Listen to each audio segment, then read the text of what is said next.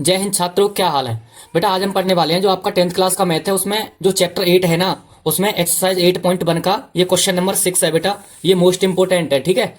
इसको चलिए सॉल्व करते हैं, ठीक है। तो इसमें दे रखा है, ये देखो बेटा, क्वेश्चन को पढ़ते हैं। यदि कोण ए बराबर कोण बी न्यून कोण हो, जहां कॉश ए बराबर कॉश बी, तो दिखाइए कि कोण ए बराबर कोण बी, ठीक है।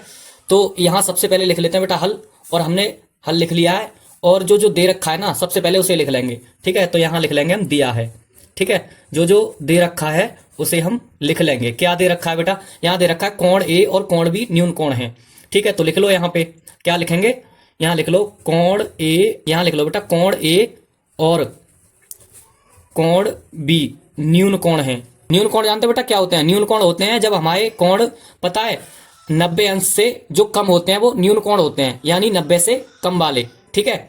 तो चलिए बेटा आगे देखते हैं। आगे और क्या दे रखा है, हमें दे रखा है जहां कॉस ए बराबर कॉस बी, ठीक है। तो और क्या दे रखा है बेटा, कॉस ए बराबर कॉस बी। देखो कॉस ए बराबर कॉस बी, ये चीज हमको दे रखी है, ठीक है। और एक चीज जो हमें सिद्ध करनी है उसे लिख दो यहाँ पे। क्या यहाँ लिखना है बेटा, यहाँ लिख देना सिद्ध करना है, ठीक है।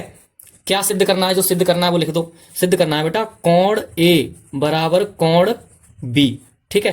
कोण ए बराबर कोण बी है, ये चीज हमको सिद्ध करनी है, ठीक है। तो चलिए बेटा, इसने जो दे रखा है ना उसके अनुसार हम चित्र में, ठीक है, इसे बना लेंगे। और इसमें आपको चित्र बनाना है, आप बना लेना, हमने पहले से बना रखा है। इसने कहा है बेटा कि कोण ए और कोण बी न्यून कोण है, यानी ये वाला कोण और ये वाला कोण, ये न्यून कोण है। ये 90 अंश का, ये 90 अंश से दोनों छोटे हैं, तो इसको एक को ए मान ले रहे हैं हम, ठीक है, और एक को बी मान ले रहे हैं, ठीक है। ये कोण ए हो गया हमारा, ये बी हो गया, और इसको मान लेना सी, ठीक है। ये तीनों कोण हो गए हमारे, ठीक है। इससे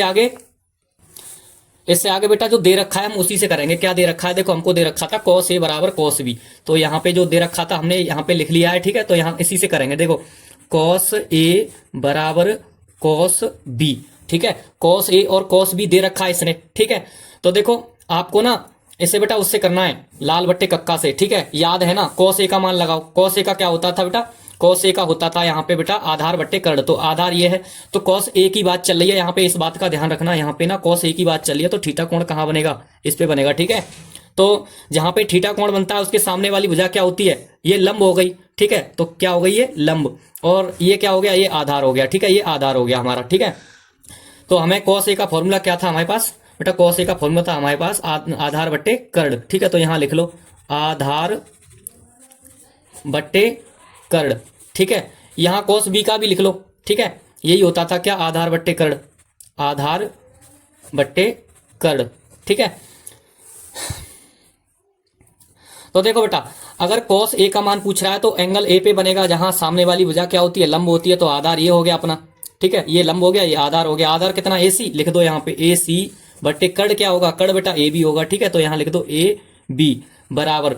अब cos b में चलते हैं बेटा। cos b में जब चलेंगे तो थीटा कोण कहाँ बनेगा, यहाँ पे बनेगा, ठीक है। थीटा कोण अपना यहाँ बनेगा, ठीक है। इस बात का ध्यान रखना, ठीक है। जब थीटा कोण अपना यहाँ b पे बन रहा है तो इसके सामने वाली भुजा ये लंब हो गई और ये आधार हो गया, ठीक है। जब ये आधार है तो आधार कितना हो गया, BC, तो यहाँ लिख दो BC बट्टे कर्ण कितना, कर्ण वही है AB, ठीक है। तो यहाँ पे हमने लिख दिया। देखो आगे AB से AB को हम काट सकते हैं, ये कट गया AB से AB, तो क्या बचा यहाँ पे बचा बेटा आपका AC बराबर BC, ठीक है। यहां तक समझ में आया। चलो बेटा यहां से आगे चलते हैं। यहां से आगे देखो, जो AC भुजा है ना अपनी, AC भुजा, इसके सामने वाला कोण कौन सा है, कोण B है, ठीक है। तो ये और इधर ये इसके बराबर में हम लिख देंगे। और देखो यहाँ पे जो अपनी BC भुजा है ना, जो ये वाली BC भुजा है, इसके सामने वाला कोण क्या है, A है। तो इनके कोण लिख दो, AC के सामने वाला कोण, यहाँ पे कोण B लिख देंगे बेटा हम बराबर। और ठीक है, BC के सामने वाला, इसके सामने वाला कोण कौन सा, A है। तो यहाँ लिख दो कोण A। अब एक बार इनको ना ऐसे सीधा करके लिख देंगे हम, क्योंकि हमको सिद्ध करना था कोण A बराबर कोण B, ठीक है। यहां तक समझ में आया। अब इसका एक रीजन देंगे बेटा, कारण भी देंगे। कोण A बराबर कोण B, ये बराबर, देखो हमको यही सिद्ध करना था बेटा, यहां पे लिखा है, देखो सिद्ध करना है कोण A बराबर कोण B, ठीक है। यहां पे रीजन क्या देंगे, रीजन देंगे बेटा। तो यहां पे बेटा रीजन देंगे बराबर भुजाओं के सम्मुख कोण, यहां लिखो बराबर भुजाओं के सम्मुख कोण बराबर होते हैं, सम्मुख कोण बराबर, ठीक है, होते हैं, होते हैं। ये आपका छोटा सा क्वेश्चन था, ठीक है, हमने कर दिया है, बस और कुछ नहीं था इसमें, ठीक है। तो ठीक है बेटा, इतना सा ही क्वेश्चन था ये आपका, ठीक है। स्क्रीनशॉट लेना हो तो ले लो और चैनल को सब्सक्राइब करके जब भी जाना, ठीक है। मिलते हैं अगले वीडियो में।